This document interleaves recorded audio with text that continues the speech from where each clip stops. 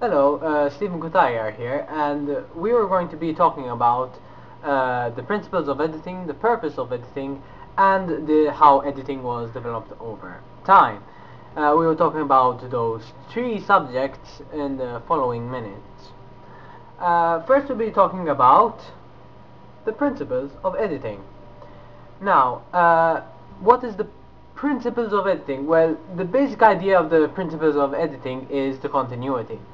To make the flow of the video more enticing and more professional at the work that you do. The editing should also deliver a certain message. The editing needs to give meaning and can even hype up and enhances the project that you are doing. Bear in mind that when you are editing, you are also editing the sound, and so you must be sure that the sound must be synced with the moving image to create a good flow. Not a perfect flow, because you're never going to reach perfection yet, but a good flow. Yeah, standard. Editing is also creating a way of creativity. You can get creative with what you do, transitions and editing and whatnot, and can easily be considered an art if you're very good at it. Of course, there's also do not overuse a technique or visual effects. If you found a really good visual effect, such as a giant flash of light, and that was so awesome that you need to do it again, do not overuse it in every video that you make. That does not make you God, since it's so cool.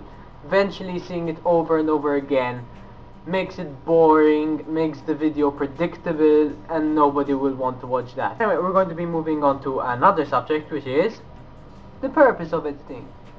Now, editing has purpose in the media industry. No one would like to view 6 minutes of bad or not aimed footage until an exciting part happens.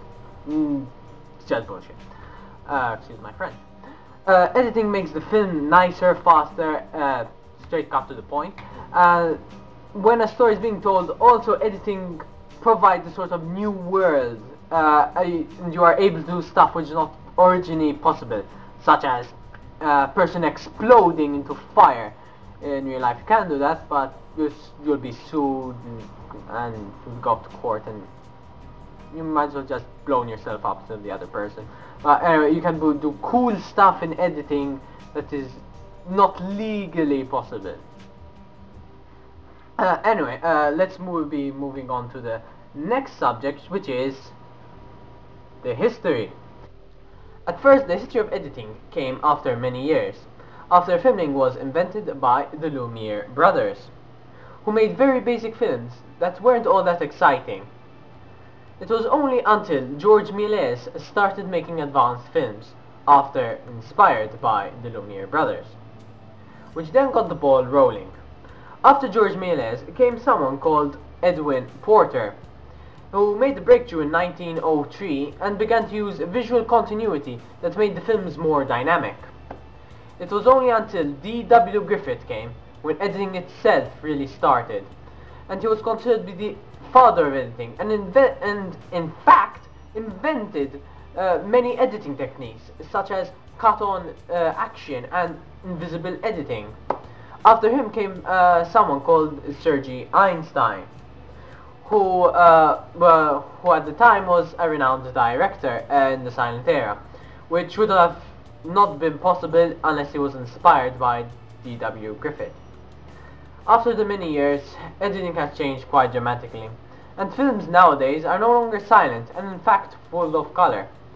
Some films are also animated to make that which is not possible a reality, and giving the viewers a wider scope and a better understanding to which they cannot fully grasp. And to that, we thank you, D.W. Griffith, for making this a reality, and only something dreamt by you.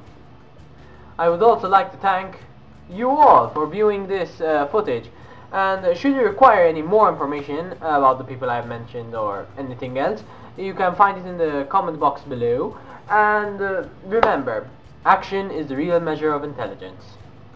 Thank you all for viewing, and I'll see you next time.